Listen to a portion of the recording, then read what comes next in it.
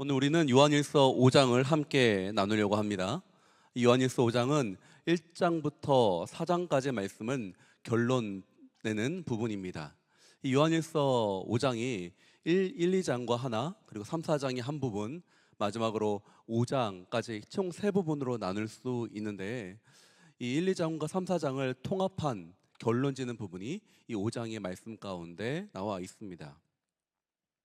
특별히 5장은 이 초대교회에서 성도들을 미혹했었던 영지주의와 로마 제국의 핍박 속에서도 성도들이 어떻게 예수님에 대한 믿음과 바른 믿음과 형제들 사랑을 함께 유지하고 지켜갈 수 있었는지, 그리고 그 지킨 자들에게 어떤 일이 있었는지에 대해서 함께 말씀을 선포하고 있습니다.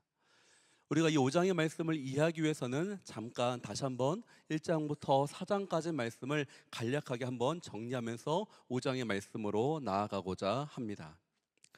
우리가 잘 아는 이 요한일서는 에베소에서 사도 요한이 적은 것이죠. 이 에베소라는 지역 가운데 가장 교회를 처음 세우신 분은 사도 바울입니다. 이곳에서 3차 전도 여행 때 3년 가까이 머물면서 두란노 서원에서 하나님의 말씀을 가르쳤고 아시아 전역에 복음을 전하셨습니다. 에베소 교회에서 처음은 사도 바울이 시작했지만 그 이후로는 아볼로가, 그 이후에는 이 사도 바울의 영적인 아들이며 귀한 전도자였던 디모데가 사역을 이어갔습니다. 그리고 그 이후에 이제 오신 분이 바로 예수님의 제자였으며, 그리고 예수님의 어머니를 모셨던 사도 요한이 이 에베소 지역으로 오게 되었고, 이 에베소 지역에서 전체 이 소아시아의 7교회뿐만 아니라 작은 모든 교회들을 섬기는 영적 지도자로 활약했던 것입니다.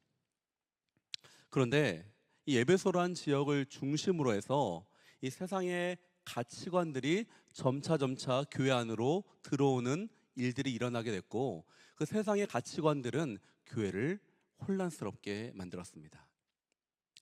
지금 우리가 살아가고 있는 시대 가운데서도 여전히 혼란스럽게 하는 우리의 가치관들이 있죠. 지금 같은 경우에는 물질주의가 있겠고요, 포스트 모던주의가 있겠고, 한국 같은 경우는 특별하게 유교주의가 있을 것입니다. 물질주의는 돈을 우상시 여기는 것이고, 포스트 모던주의는 절대 진리는 없다라는 것이고, 한국만에 있는 유교주의는 체면 문화라는 것이 있어서 이것들이 결국 한국 교회 안에도 동일하게 들어와서 한국 교회를 어렵게 하고 있지 않겠습니까? 그런 것처럼 이 에베소 지역 가운데서도 이 에베소 교회를 어렵게 하는 그런 것들이 있었다라는 것이죠. 먼저 신비한 종파가 있었는데, 이 신비 종파는 누구나 알 수 있는 대중적인 것을 말하는 것이 아니라 소수의 입회 의식을 거친 사람들만 구원을 받는다는 이런 엘리트주의적 이런 종교가 있었습니다.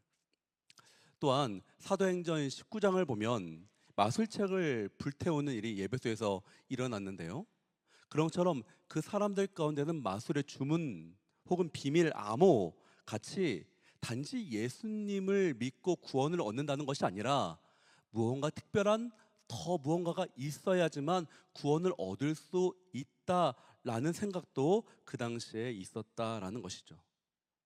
그리고 철학자들 가운데서는 물질적인 것은 악하고 영적인 것만 중요하다라고 하는 그런 의식 또한 그 지역 가운데 있었습니다. 그러다 보니까 그런 의식들이 이 지역사회를 있었고, 그 지역사회와 함께 있었던 의식들이 동일하게 교회 안에 들어와서 영지주의를 만든 것이죠. 잘못된 신학을 만들어 가게 됩니다. 아까 제가 말씀드렸던 엘리트주의라는 것은 하나님으로부터 오는 영적이고 신비한 것들만은 추구하고, 이 육적이고 이런 것들은 실제 행하는 것들은 추구하지 않게 되었습니다. 또한 예수님이 육체로 오신 것 자체를 믿지 않다 보니까 어떠한 이론이 만들어졌냐면, 예수님은 원래 인간이었는데 세례를 받는 그 순간 하늘로부터 하나님의 영이 떨어져 예수님과 함께 하셨고, 이거 제가 말하는 거 아니고요, 이단 말하는 겁니다. 이단이 그 세례하는 순간에 하나님의 영이 예수님과 함께 하셔서 사역하는 동안에는 하나님처럼 행동하셨다가 십자가에 달려 돌아가시기 전에 하나님의 영이 떠나시면서 인간으로 죽었다. 왜냐하면 인간으로 자체가 죽은 것 자체가 이해가 안 됐기 때문에 그런 이상한 문화도 이런 이상한 이단적 신학을 발전시켰던 것입니다. 그런데 이러한 신학들이 교회 안에서 어떤 문제를 일으켰냐면 예수님이 육체로 죽으셨다라는 것을 믿지 않기 때문에 자신들이 짓고 있었던 육체적인 것도 죄가 아니다라는 결론에 이르게 되는 것이죠. 그리고 이 영지주의에 빠진 사람들은 이 육적인 행위가 이 영혼 구원과 상관이 없다라고 생각을 하기 때문에 온갖 쾌락과 도덕적인 방종을 저지르게 되는 것입니다. 그런 것들이 교회 안에서 혼란을 불러일으키게 됩니다. 그렇기 때문에 요한 1서와 요한 2서, 요한 1서 1장과 2장, 2장에서는 무엇을 이야기했었냐면 그렇지 않다. 예수님께서는 진리이시며 그분이 육체로 오셨으며 특별히 빛 가운데서 거하시기에 우리가 매일 삶 가운데서 죄를 회개하면서 살아야 한다라고 이 요한이 이야기했던 것입니다. 그러면서 3장과 4장에서는 형제 사랑에 대해서 이야기하였는데 이 잘못된 생각을 가진 사람들은 자신들만이 특별하게 선택을 받고 엘리트주의적으로 영적인 지식을 가졌다라고 생각했습니다. 그러다 보니까 그들은 자신들만이 특별하다 보니까 자신들이 교회 밖에 또 다른 모임을 만들어서 교회 밖으로 나간 것입니다. 이 교회 밖으로 나가서 자신들만의 모임을 만들어 버리니까 어떤 일이 생기게 되냐면 성찬식에 문제가 생겨버린 것입니다. 이 성찬식이라는 것은 그 당시에 지금처럼 예수님의 살과 피를 기념하는 것뿐만 아니라 실제로 애찬의 모습으로 진행되었습니다. 애찬이라는 것은 서로가 서로 음식을 함께 나누는 시간이었죠. 그래서 성찬일에 가장 은혜 받았던 것이 무엇이냐면 로마의 고위 관료들이나 부자들이 자신들이 갖고 있었던 많은 음식을 이 교회 주일날 갖고 오게 됩니다.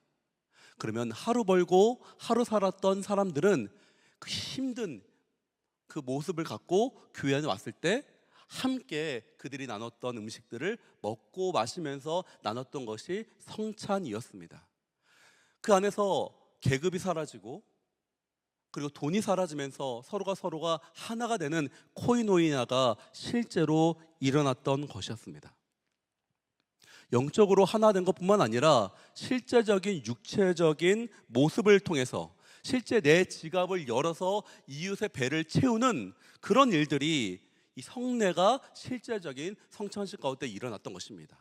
그런데 방금 말씀드린 것처럼 그들 가운데 자신들만의 엘리트주의라고 자신들만의 선택받은 지식을 갖고 있다고 생각하는 사람들은 대부분인 고위 관료들이나 부자들이었기 때문에 그들이 나가자 성찬식 가운데 함께 배고프고 함께 굶주리는 이들이 일어나게 된 것입니다. 그래서 요한이 이 요한일서 3장 17절 가운데 이렇게 이야기를 하고 있는 것입니다. 함께 말씀 읽겠습니다. 시작. 누구든지 세상 재물을 갖고 있으면서 자기 형제나 자매의 궁핍함을 보고도 도와줄 마음이 없다면 어떻게 그 사람 안에 하나님의 사랑이 있다고 하겠습니까? 아무리 너희가 천사의 지식을 갖고 있고 너희가 마음 가운데 큰 능력이 있다 할지라도 너희 마음 가운데 사랑이 없으면 거짓이다 라고 하는 것입니다. 고린도전서에 나오지 않습니까? 너희가 천사의 말을 하고 산을 옮기만한 믿음이 있을지라도 사랑이 없으면 아무것도 아니다 라고 말씀하고 있는 것이 동일하게 사도 요한도 말하고 있는 것입니다. 이런 영지주의의 영향으로서 물질적인 삶과 형제들의 그 굶주림을 그들은 무가치하게 여겼고 그들의 궁핍함을 돌보지 않았고 자신들은 우월하다라는 생각이 공동체 안에 서로가 갈라지게 만드는 그런 일들을 만들게 된 것입니다. 그래서 사도 요한은 무엇이라고 고백합니까? 하나님은 사랑이시다라고 고백하고 있으면서 이 기독교적인 사랑이라는 것은 단지 긍휼한 마음에서 멈추는 것이 아니라 실제적으로 이웃의 유익을 위해서, 이웃을 위해서 자신의 것을 나눠주는 구제까지 가는 것이다. 우리가 희생할지라도 내 지갑이 없어질지라도 실제적으로 섬기는 것이다 라고 이야기를 하고 있는 것이 3, 4장에 나오는 형제의 사랑에 대해서 선포하고 있는 것입니다. 그래서 1, 2장에서 말하는 예수님이 진리시다, 이런 믿음과 3, 4장에 나오는 실제적인 형제의 사랑을 이야기하고, 이 예수님을 믿는 믿음과 형제의 사랑함이 어떻게 연관되어 있는지가 바로 5장에서 나오는 말씀인 것이죠. 우리 1절 말씀 함께 읽도록 하겠습니다. 시작. 하나님에게서 난 사람입니다. 낳으신 이를 사랑하는 사람은 누구나 그분에게서 나신 분도 사랑합니다. 아멘. 먼저 이야기합니다. 예수가 그리스도, 나의 주인이심을 믿는 사람은 하나님으로부터 난 사람이다, 하나님의 자녀이다, 하나님이 낳게 하신 사람이다 라고 선포하고 있습니다. 이 말씀은 동일하게 요한복음 1장 12절 가운데서도 우리에게 말씀하고 있습니다. 함께 읽겠습니다. 시작. 그분을 영접한 사람들, 곧 그분의 이름을 믿는 사람들에게는 하나님의 자녀가 되는 권세를 주셨습니다. 아멘. 즉 예수님을 믿는 사람은 누구의 자녀입니까? 하나님의 자녀인 것입니다. 그리고 하나님의 자녀는 반드시 형제를 사랑한다라고 선포하고 있는 것이죠. 사랑하는 성도 여러분, 영지주의는요, 고상한 지식만을 추구하냐고 실제적으로 굶주리고 있었던 내 형제를 바라보지 않게 만들었습니다. 이 요한이 말하고 있는 진짜 사랑이라는 것은, 아니 진짜 믿음이라는 것은 관념이 아니라 실제 너의 행동이다, 지갑을 열고 너의 손을 내미는 것이다 라고 말하고 있는 것이죠. 네가 예수님을 믿느냐? 그러면 사랑하라 라는 것입니다. 오늘 본문 1절은 믿음이라는 것과 사랑이라는 것을 하나로 묶어서 이야기하고 있는 것입니다. 우리 사랑하는 성도 여러분, 주님을 사랑하십니까? 복음은 굉장히 단순합니다. 하나님을 사랑하신다면 형제를 사랑하십시오. 교회를 사랑하십시오. 형제자매에 대한 우리의 사랑이 하나님을 사랑하는 표시입니다. 우리가 하나님을 사랑한다고 한다면 우리는 형제자매를 사랑하는 것으로 우리의 믿음이 드러나야 된다라고 말하고 있는 것입니다. 이것이 바로 2절 말씀에 나오고 있습니다. 함께 읽겠습니다. 시작. 이로써 하나님의 사랑을 사랑하는 줄을 압니다. 아멘. 근데 때로는 우리는 이 형제를 사랑하는 것이 힘들 때가 있습니다. 왜 우리는 하나님을 사랑한다고 말을 하지만 왜 이웃을 사랑하는 것이 어려울까요?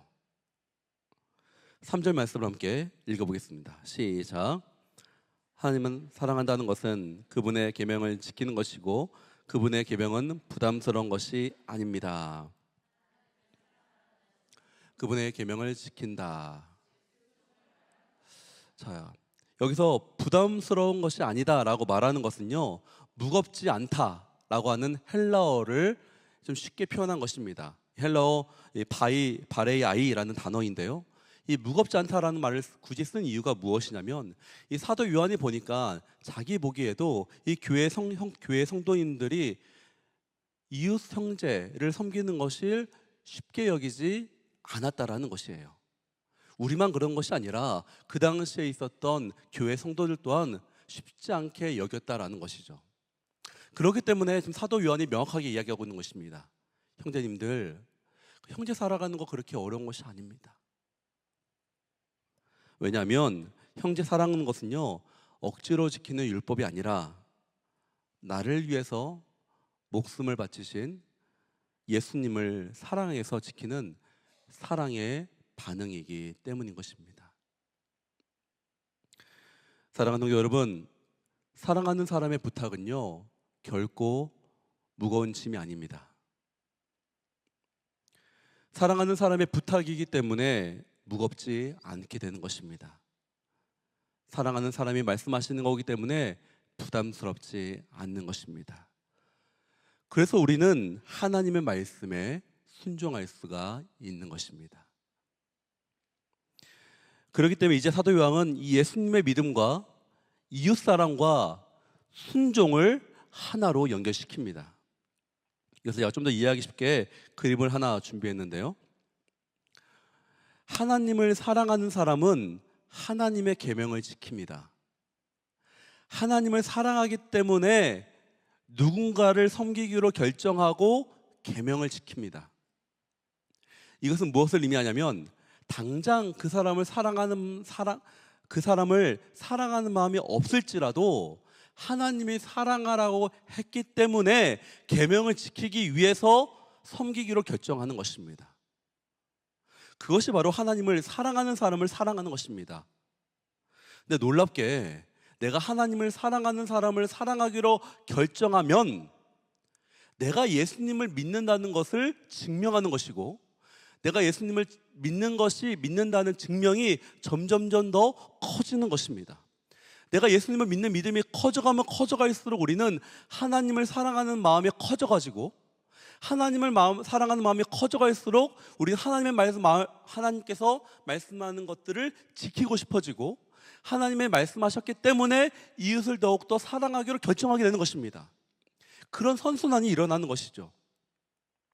그리고 또한 자연스럽게 내가 하나님의 때로는 사랑하는 사람이 없을지라도 주님을 사랑하기 때문에 이웃을 사랑하기로 결정하였으므로 그 일을 행할 때에 하나님의 사랑이 더욱더 커져가는 것이죠. 이것이 놀라운 비밀인 것입니다. 자, 조금 더 쉽게 예를 들어서 말씀드리겠습니다. 우리가 아울리치를 가게 됩니다. 혹은 사회선교로 누군가를 섬기게 되죠. 처음에는 그 사람을 사랑하고 싶은 마음이 전혀 없을 수 있습니다. 그런데 그럼에도 불구하고 우리가 아울리치를 가는 이유는, 다른 사람을 섬기는 이유는 왜 그렇습니까? 누가 말씀하셨기 때문에? 하나님이 말씀하셨기 때문에 우리는 그냥 순종하는 것입니다. 근데 놀랍게 그 순종을 통해서 우리는 하나님을 사랑하는 사람을 섬기게 되죠. 단지 나는 순종했을 뿐인데 하나님의 계명에 순종하게 되는 것입니다. 그리고 그 하나님을 사랑하는 사람을 사랑하다 보니 그 이후에 놀랍게 내 안에 무엇이 채워지냐면 예수님에 대한 믿음이 더욱더 채워지게 됩니다. 하나님에 대한 사랑이 더욱더 커져만 갑니다. 이것이 바로 예수님께서 말씀하신 순종이 믿음으로 간다는 것이고, 믿음이 이웃사랑으로 간다는 것이고, 이웃사랑이 다시 순종으로 간다라는 원리를 말하고 있는 것입니다. 그래서 많은 선교사님들이 그 땅을 사랑하고 그 땅을 좋아해서 가시는 분도 있습니다. 하지만 또한 많은 경우는 그냥 주님이 말씀하셨기 때문에 그 자리에 있는 것입니다. 그 땅에 가는 것이죠. 우리 또한 하나님의 사역을 할 때도 동일하지 않겠습니까? 주님이 말씀하셨으므로 그 자리에 있고, 주님 바라보는 대상이기에 그곳에 가 있는 것. 그런데 그 순종을 통해서 하나님은 하나님의 사랑을 부어주시고, 하나님의 사랑을 부어주심을 통해서 우리의 믿음이 성장하게 되는 것입니다. 성도님들, 믿음이 자라나고 싶으십니까? 순종하십시오. 하나님 말씀에 순종하고 싶으십니까? 먼저 말씀을 따라 내 형제를 사랑하십시오. 형제를 사랑하고 싶으십니까? 더욱더 예수님을 사랑하시고 믿으십시오. 그러면 어느 날 특별히 주님 말씀하지 않으셔도 내 눈에 하나님의 바라보는 사람이 보여지게 되고, 내 마음에 하나님의 사랑이 있는 사람들을 발견하게 되는 순간이 오게 되는 것입니다. 이것이 바로 예수님에 대한 믿음과 형제 사랑과 순종이 하나가 되는 것을 말하고 있는 것입니다. 그런데 성경은 놀랍게 우리의 이 믿음의 행동이, 작은 믿음의 한 명의 형제를 섬긴 것이, 한 명의 순종함이 우리 교회 안에서만 머무는 것이 아니라 세상을 이기는 비법이라고 말하고 있는 것입니다. 이것이 바로 4절과 5절의 말씀 가운데 나오는데요. 우리 4절과 5절 말씀 함께 읽도록 하겠습니다. 시작.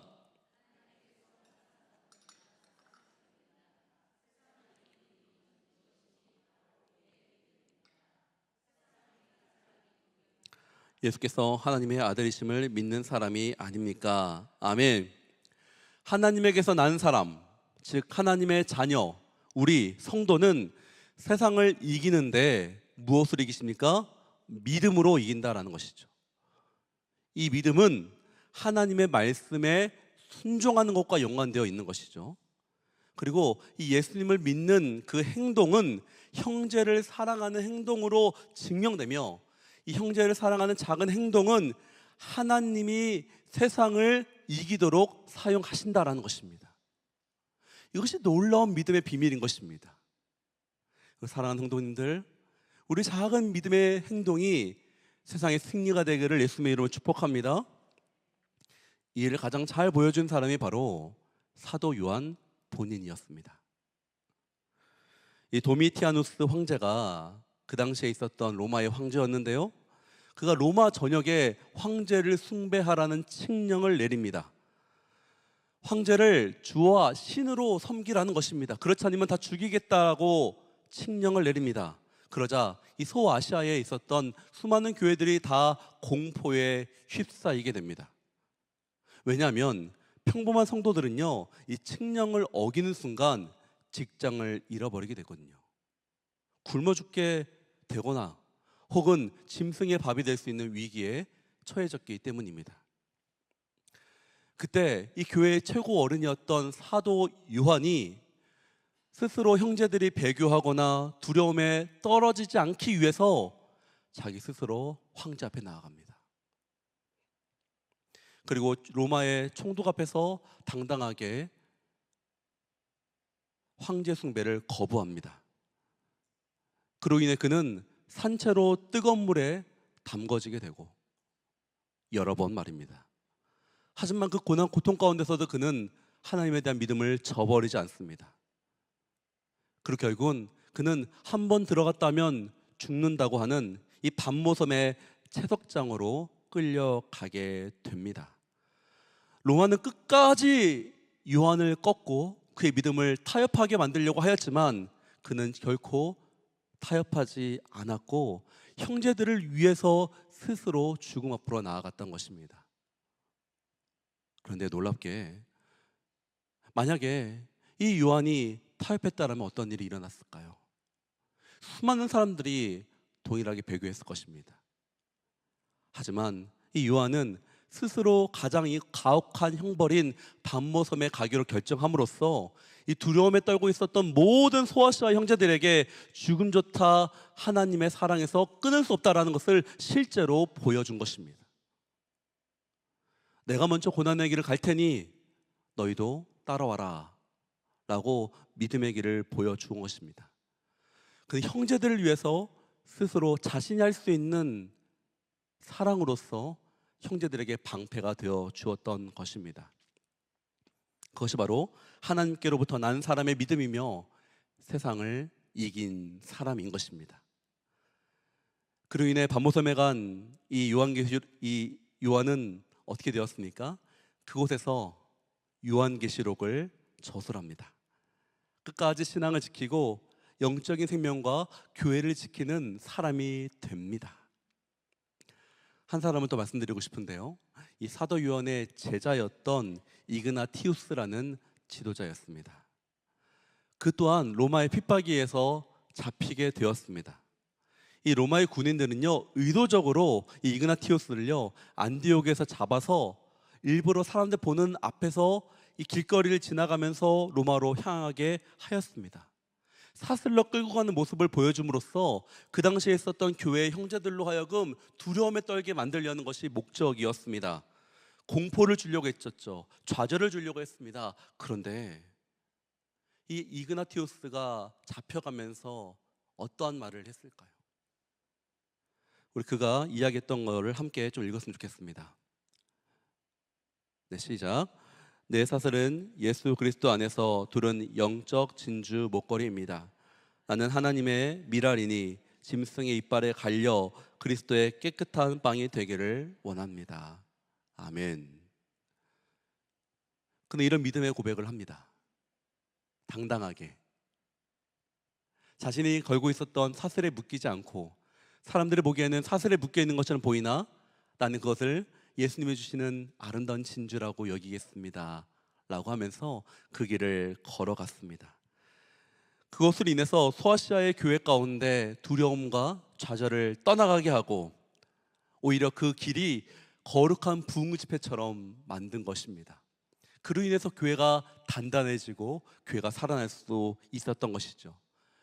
세상은 공포로 교회를 무너뜨리려고 하고 좌절로서 교회를 무너뜨리려고 하였지만, 제국의 폭력이 철저하게 패배하는 하나님의 승리로 바꾼 사건이 이 사건이었습니다. 세상을 이기는 것은 예수님께서 하나님의 아들임을 고백하고 믿는 사람으로부터 시작됩니다. 그러기에 우리 안에 있는 믿음을 멈추지 마십시오.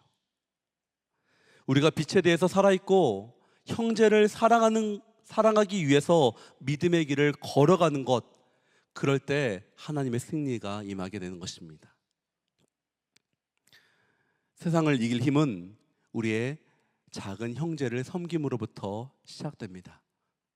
자기가 할 수 있는 것, 형제를 사랑하기 위해서 한 걸음을 내뱉는 것, 그 한 걸음이 형제를 사랑하는 것이고, 그 걸음이 예수님을 믿는 것이고, 그 믿음이 바로 순종이 되는 것입니다. 우리 사랑하는 성도님들, 세상은 돈과 권력으로 우리를 위협하지만 교회를 지키고 세상을 이긴 것은 사도 요한의 믿음이었고 이그나티우스의 순교적인 헌신과 사랑이었습니다. 그런 것처럼 우리의 삶 가운데서 세상의 가치관에 무릎 꿇지 않는 성도 되시기를 축복합니다. 우리의 믿음이 이미 세상을 이겼습니다. 우리의 형제의 사랑이 세상을 이겼습니다. 하나님의 말씀을 순종함으로 세상을 이기고, 형제를 사랑함으로 세상을 이기고, 그러기 위해 십자가의 짐을 기쁘게 걸어가는 성도 되시기를 예수의 이름으로 축복합니다. 그래서 우리의 모든 삶에 하나님의 승리가 여러분 가운데 있을 것입니다.